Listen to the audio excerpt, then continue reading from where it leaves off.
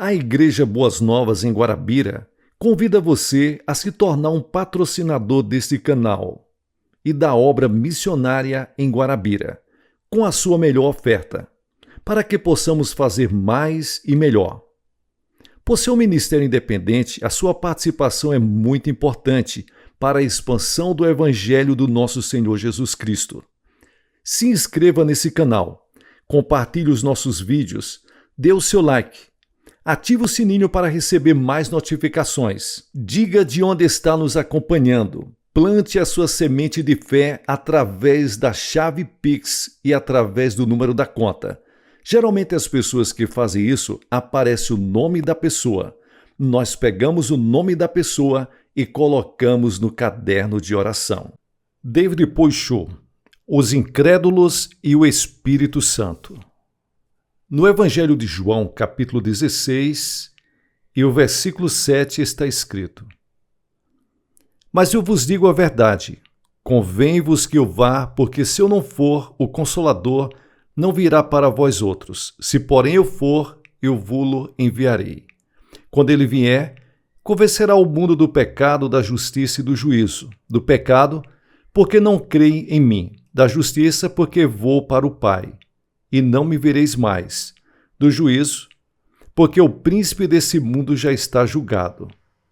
Tenho ainda muito que vos dizer, mas vós não o podeis suportar agora.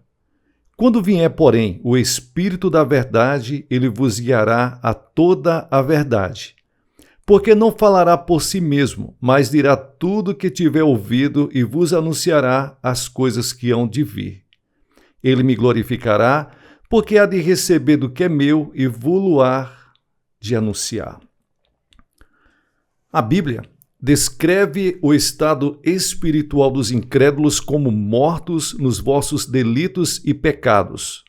Efésios capítulo 2 e o versículo 1. Isso não quer dizer que o incrédulo não tenha alma.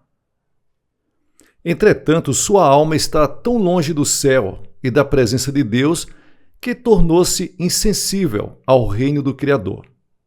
Se persistir nesse estado caótico, ao morrer fisicamente, sua alma irá para o inferno, que é um lugar separado do céu e de Deus. O que podemos fazer por estas almas endurecidas e insensíveis, mortas em delitos e pecados? Esclarecer-lhes que devem renunciar a seus pecados e aceitar a vida eterna que Deus dá. Existe alguém que trabalha incessantemente entre os incrédulos, o Espírito Santo. A Bíblia ensina as coisas que o olho não viu e o ouvido não ouviu e não subiram ao coração do homem, são as que Deus preparou para os que o amam. Mas Deus nulas revelou pelo seu Espírito. 1 Coríntios capítulo 2, versículos 9 ao 10. Em outras palavras, incrédulos não podem entender a salvação de Deus através dos 5 sentidos humanos ou pela razão. Somente pelo poder da revelação interior podem receber a luz do conhecimento concernente para a salvação. Como o Espírito trabalha junto aos incrédulos? A respeito disso, o próprio Jesus explica muito bem em João capítulo 16 e o versículo 8, quando diz que o Espírito Santo convencerá o mundo do pecado. Ele faz isso, convencendo o mundo do pecado. Isso é muito importante. Todas as pessoas nasceram com uma natureza pecaminosa. No Salmos 51, versículo 5, nós lemos: Certamente, em iniquidade eu fui formado e em pecado me concebeu a minha mãe. Alguém poderia perguntar: o que é que isso tem a ver comigo? Quando consideramos o significado original de pecado, descobrimos que estamos numa posição aterrorizante. Percebemos ser impossível admitir que não temos nada a ver com o pecado. Em geral, as pessoas chamam de pecado apenas os atos errados, cometidos de forma que outros percebam. Porém, o pecado tem raízes em lugares mais profundos do que nos parece. A Bíblia mostra como é porque que o homem não consegue evitar de produzir frutos pecaminosos. O estado pecaminoso de uma pessoa compreende a separação de Deus. Este estado, chamado pecado original, faz parte do homem. Pelo que, como por um homem entrou o pecado no mundo, e pelo pecado a morte, Romanos capítulo 5, versículos 12, pela ofensa de um homem morreram muitos, Romanos capítulo 5 e o versículo 15. Adão desobedeceu a Deus e foi lançado fora de sua presença. Nessa situação, Adão produziu a humanidade. Como resultado, todos os descendentes de Adão, sem sombra de dúvida, nasceram separados de Deus. Vejamos um exemplo familiar. Suponhamos que um casal foi exilado para uma ilha solitária e lá a esposa teve filhos. As crianças não podiam ter determinado lugar de nascimento assim tão longe da terra natal. Mesmo que elas resolvam culpar o pai pelas circunstâncias do nascimento delas, nada pode ser mudado. Ali é o lugar onde nasceram. Foi simplesmente a maneira como tudo aconteceu. Assim também, os descendentes de Adão foram gerados neste mesmo estado pecaminoso, longe da presença de Deus e colocados sob a sentença de morte de Adão. Aquele que abandonou o Deus de toda integridade, bondade e vida, só pôde herdar iniquidade, maldade e transgressões. Nessa condição de abandono, a humanidade morreria e iria para o inferno.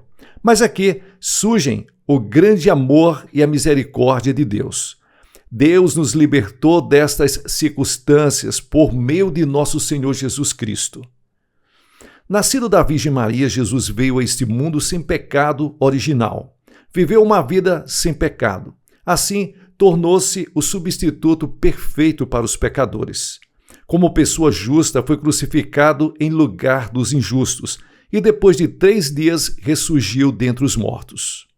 Com sua morte, Cristo pagou o preço total de nosso pecado original e também de nosso envolvimento pessoal com o pecado.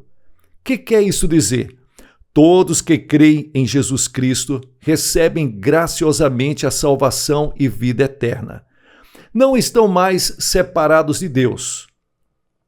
Pela ressurreição de Cristo, o homem livrou-se da morte eterna. Por seus próprios atos pecaminosos que o homem tinha cometido, merecia morte, e seu estado original era o estado de pecado, e assim merecia ser lançado longe da presença de Deus. Mas será destruído se não aceitar Jesus Cristo como Salvador. Por essa razão, não posso deixar de enfatizar o quão urgente é que a mensagem do Evangelho seja pregada. Como podemos despertar a alma insensível e morta para receber a grande mensagem do Evangelho? Quem pode convencer pecadores a correr para o refúgio da salvação, se eles, em geral, nem reconhecem seu estado desesperador, nem se apercebem do perigo que os rodeia? Homens e mulheres nunca conseguiriam por si mesmos, mas Deus prometeu assumir esse trabalho enviando o Espírito Santo que está realizando a obra no mundo todo, nos usando como instrumentos para a proclamação do Evangelho. Nós só podemos louvar a Deus e adorá-lo de todo o coração. Também o Espírito Santo convencerá o mundo da justiça, porque vou para o Pai e não me vereis mais. João capítulo 16, versículos 8 ao 10. Que é justiça? Quando aqueles que vivem longe da fé em Cristo Jesus ouvem a palavra justiça, logo pensam em comportamento humano. Quando uma pessoa vive dentro da lei ou vive de maneira moralmente irrepreensível, ela é chamada justa. Mas que diz a Bíblia para aqueles que estão debaixo da lei de Deus? Pois todos pecaram e destituídos estão da glória de Deus. Romanos capítulo 3 e o versículo 23. Por isso ninguém será justificado diante dele por obras da lei. Antes, pela lei veio o conhecimento do pecado. Romanos capítulo 3 e o versículo 20. Todo aquele que se confronta com a lei de Deus percebe que é um pecador. Portanto, todos não só estão fora da glória de Deus, como também fora de sua presença. Então, quem poderia ficar perante o brilhante e glorioso trono de Deus, revelando uma vida pura, totalmente livre de pecado? Somos todos descendentes de Adão, portanto incapazes de encontrar uma só pessoa isenta do pecado original, exceto Jesus Cristo, que foi por obra do Espírito Santo concebido na Virgem Maria e de quem o mesmo Espírito dá testemunho. Mas qual é a prova de que este mesmo Jesus viveu uma vida justa e reta diante de Deus? A evidência é clara. Como já mencionamos antes, o apóstolo Paulo disse: pois todos pecaram e destituídos estão da glória de Deus. Isso quer dizer que pecadores não são qualificados para permanecer diante de Deus. Porém, nos lembramos que Jesus Cristo disse que o Espírito Santo convenceria o mundo de justiça, porque vou para o Pai, e não me vereis mais. João capítulo 16 e o versículo 10. Tal afirmação de Jesus foi mesmo cumprida? Sim. O que ele disse que aconteceria, aconteceu. Jesus morreu crucificado e carregou todos os pecados do mundo. Foi sepultado, sua tumba fortemente guardada pelas mãos de seus inimigos. A despeito de tudo isso, ressurgiu dos mortos e mais tarde subiu aos céus na presença de testemunhas. Seu corpo nunca foi encontrado, apesar de o haverem procurado. Como evidência mais forte de estar, 50 dias depois de sua morte, Jesus enviou o dom do Espírito Santo a seus discípulos para capacitá-los a ver e ouvir de maneira clara. Pedro diz o seguinte: acerca desta experiência, Deus ressuscitou a este Jesus, do que todos nós somos testemunhas, de sorte que, exaltado pela destra de Deus e tendo recebido do Pai a promessa do Espírito Santo, derramou isto que agora vedes e ouvis. Atos capítulo 2, versículos 32 ao 33. Toda carne, que fossem santos ou pecadores, desde o começo da história da humanidade, com certeza morreu e deixou atrás de si seus restos mortais físicos, exceto Enoque e Elias, que foram arrebatados sem passar pela morte, foram tidos como justos através da fé. Mas a tumba vazia de Jesus Cristo testifica, de forma silenciosa, que Jesus Cristo está vivo, retornou ao seu Pai verdadeiramente.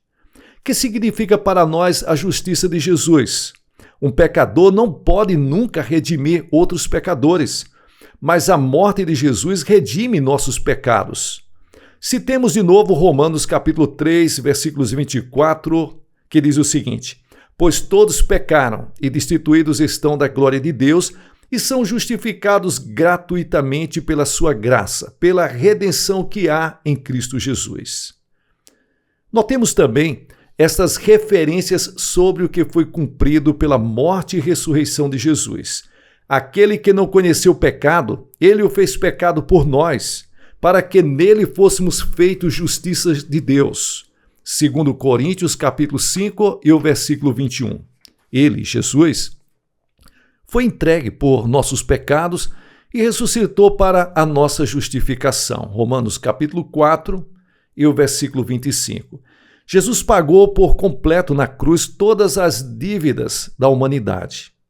O Espírito Santo agora dá testemunho de que, pela fé em Jesus, qualquer pessoa pode ser considerada como se nunca tivesse cometido um pecado sequer.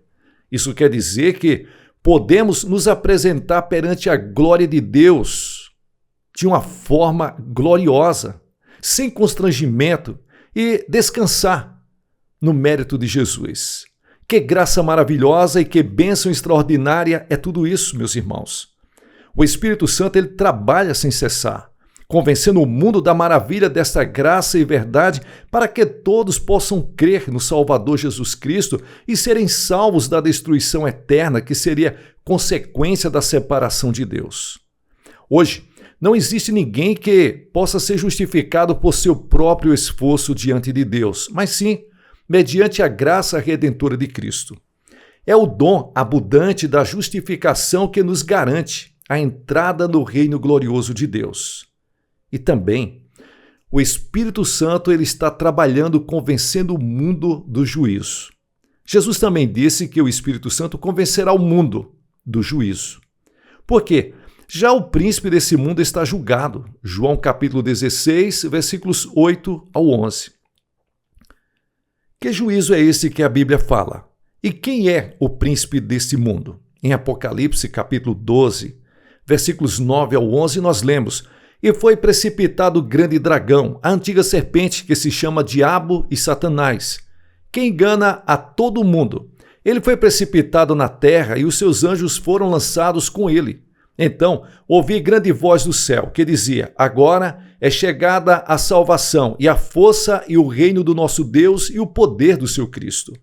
Pois já o acusador de nossos irmãos foi lançado fora, o qual, diante do nosso Deus, os acusa de dia e de noite. Eles o venceram pelo sangue do Cordeiro e pela palavra do seu testemunho.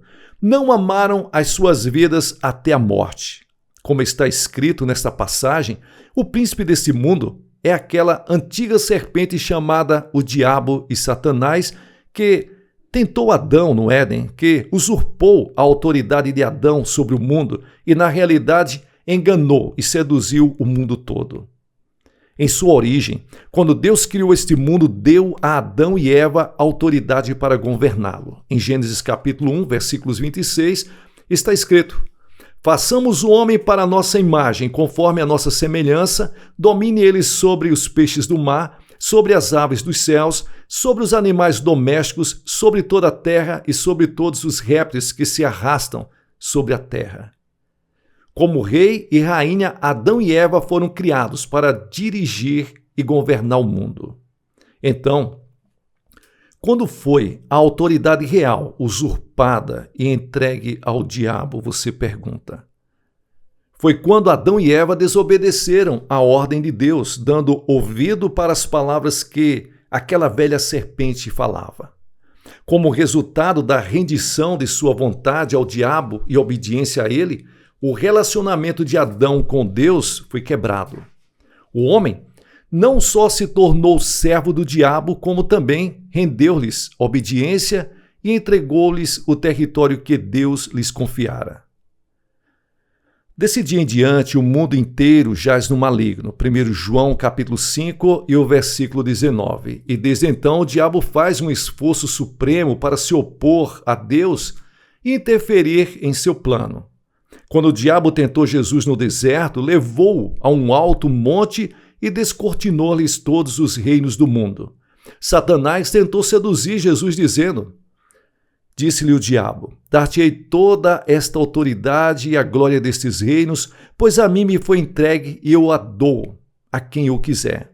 Portanto, se me adorares, tudo será teu. Lucas capítulo 4, versículos 6 ao 7. Ao invés de dizer que o poder desse mundo era dele desde o princípio, o diabo confessou que este poder fora liberado para ele. Que trágico dia foi aquele! Desde o dia em que Satanás seduziu Adão e Eva, ele tem se esforçado desesperadamente para roubar, matar e destruir a humanidade. Mas Deus conseguiu salvar o mundo através de Jesus Cristo. A única maneira possível de salvar a raça humana, escravizada como estava nas mãos de Satanás, era Deus preparar um caminho pelo qual pudesse, de maneira legal, perdoar o pecado original e os pecados voluntários que homens e mulheres cometeriam. Mas por que a humanidade escolheu rebelar-se contra Deus e se submeter ao demônio? O resgate desta situação deveria ser feito por meio de alguém imaculado e que não tivesse a alma adâmica. Você e eu é que temos de decidir receber as boas novas do perdão de Deus, alcançado por intermédio de Jesus Cristo, seu unigênito Filho de Deus. Graças para a morte sacrificial de Jesus, um caminho é aberto para o homem voltar para Deus e receber a bênção da graça e do perdão. Aleluias!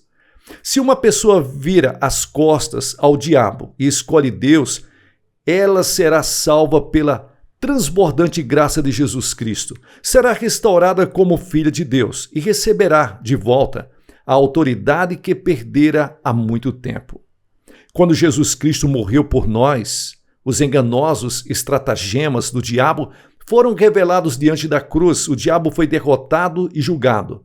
Ele perdeu o poder legal de possuir o homem e o mundo. O diabo, que escravizara a raça humana e roubara o mundo que Deus confiara ao homem, foi condenado pelo amor de Deus revelado na cruz do Calvário.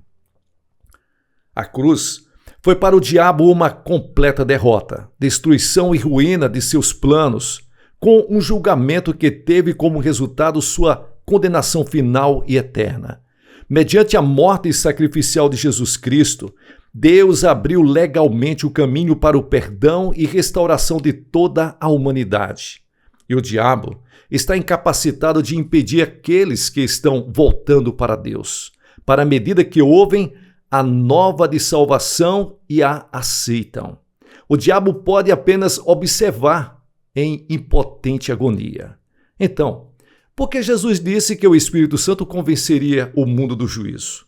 Há dois sentidos nesta afirmação. Primeiro, mediante o sacrifício de Jesus, Deus perdoa a deslealdade da humanidade e renova todo o seu amor, o seu carinho e a sua alegria de estar juntamente com o homem em um só pensamento e em um só corpo.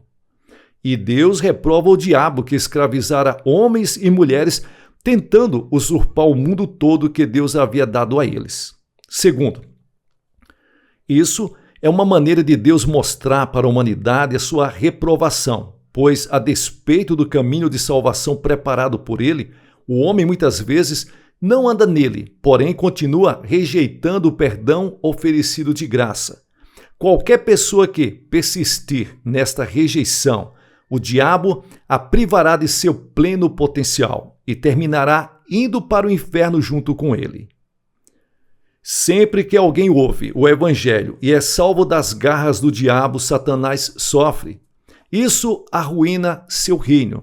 E ele não só tenta, com todo o seu empenho, impedir que pessoas ouçam este evangelho, como também tenta induzir para a destruição aqueles que já o ouviram e nele creram. Mas o diabo não conseguirá vencer. O perdão e o amor da cruz não mudam. E o Espírito Santo continua a espalhar a verdade de que o diabo foi derrotado e julgado. Sabendo todas estas verdades, devemos orar desta maneira: Senhor, Santo Espírito de Deus, toma-me e enche-me com teu poder. Permita-me pregar este evangelho nas partes mais longínquas da terra. Permita-me pregar que o príncipe deste mundo já foi julgado há 2000 anos e não tem mais domínio sobre a humanidade. Então, mediante o perdão providenciado por Jesus, homens e mulheres deixarão o território de Satanás, voltarão para a presença de Deus e receberão a alegria que Deus o destinou. E vai receber também a autoridade que foi perdida por Adão e Eva no princípio. Que bênção maravilhosa é esta para a humanidade, e que estarrecedor julgamento é este para Satanás. Falando sobre sua eminente morte, Jesus disse: agora é o tempo do juízo deste mundo. Agora será expulso o príncipe deste mundo. João capítulo 12 e o versículo 31. O diabo, aquele que mediante o pecado e ignorância ganhou a oportunidade de entrar no mundo e tem tido implacável domínio sobre ele, está agora perdendo terreno dia após dia. Por quê? Porque muitos estão recebendo salvação ao ouvir o Evangelho. A cruz de Jesus foi o julgamento completo do diabo. Foi o lugar onde seu poder foi totalmente quebrado. Que podemos fazer então, a não ser dar louvores ao nosso Senhor Jesus Cristo, que nos restaurou para sermos geração eleita e sacerdócio real? 1 Pedro capítulo 2 e o versículo 9. Só podemos proclamar, unidos ao Espírito Santo, que o diabo foi julgado e condenado. Também é digno de observar que o Espírito Santo ele revela o plano de salvação a todas as pessoas.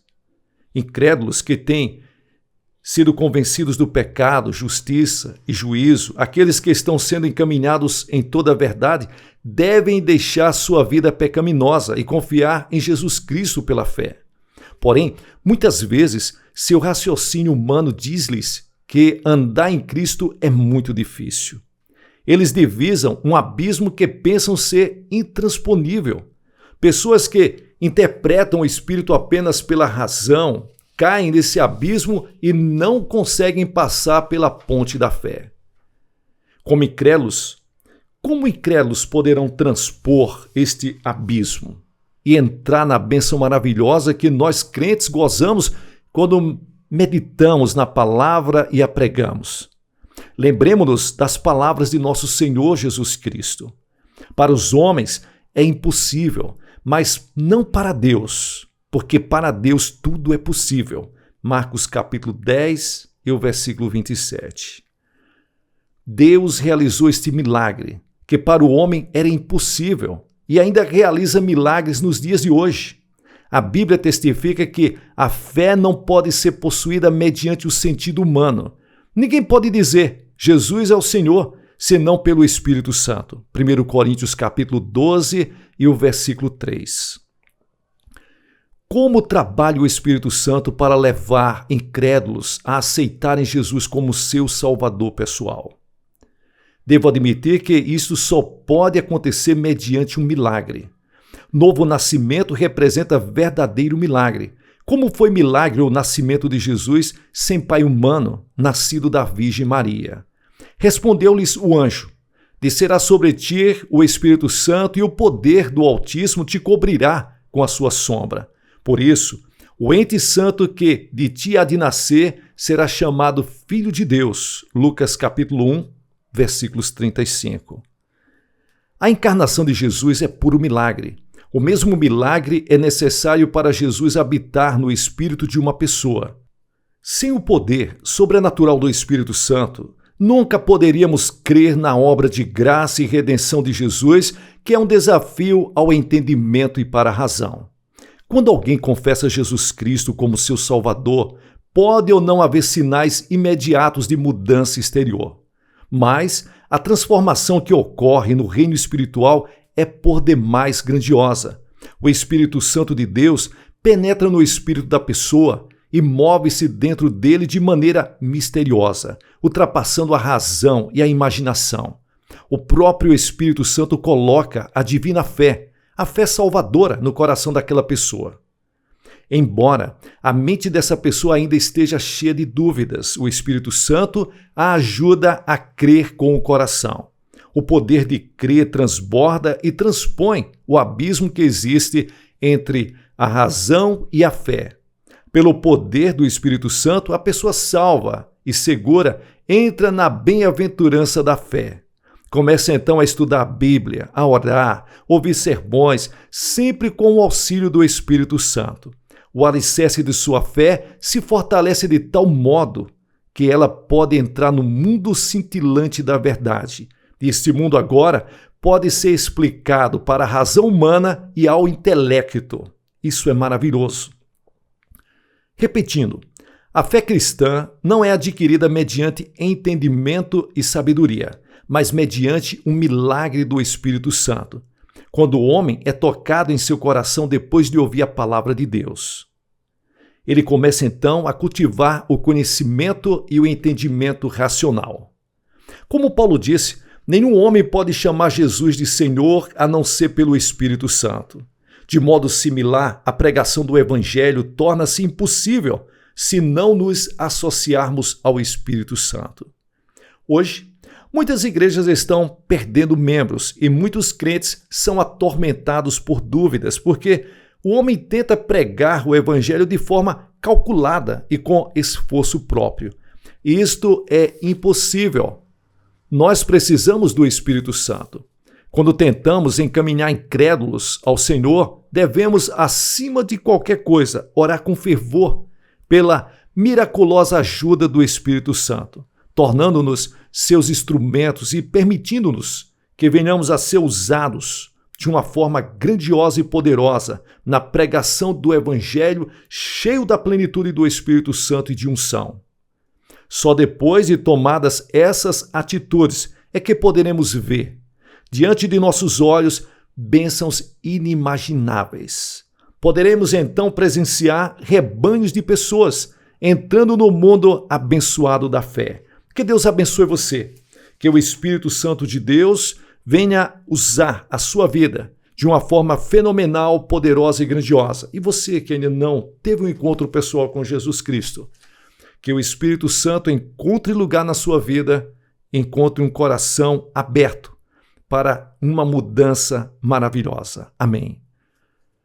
Pessoal, aqui é o pastor Gilson Soares, da Igreja Boas Novas em Guarabira. Deixe-me agradecer aqui a sua companhia, deixe-me agradecer aos colaboradores, ofertantes e dizimistas. E deixe-me dizer para vocês que nós estamos trabalhando em um projeto chamado Projeto Neemias para adquirir o terreno da Igreja Boas Novas e a construção. Eu sei que muitas pessoas já dão dízimo, dão ofertas, têm abençoado muito esse canal e a obra missionária em Guarabira, na Paraíba. Mas eu quero falar especialmente com você. Abençoe essa obra, esse projeto. Faça parte desse projeto Neemias, pelo menos com R$5, através da chave Pix ou do número da conta. Lógico, se você puder dar muito mais, abra seu coração, plante uma semente de fé e Deus vai te abençoar em nome de Jesus. Sucesso na sua caminhada.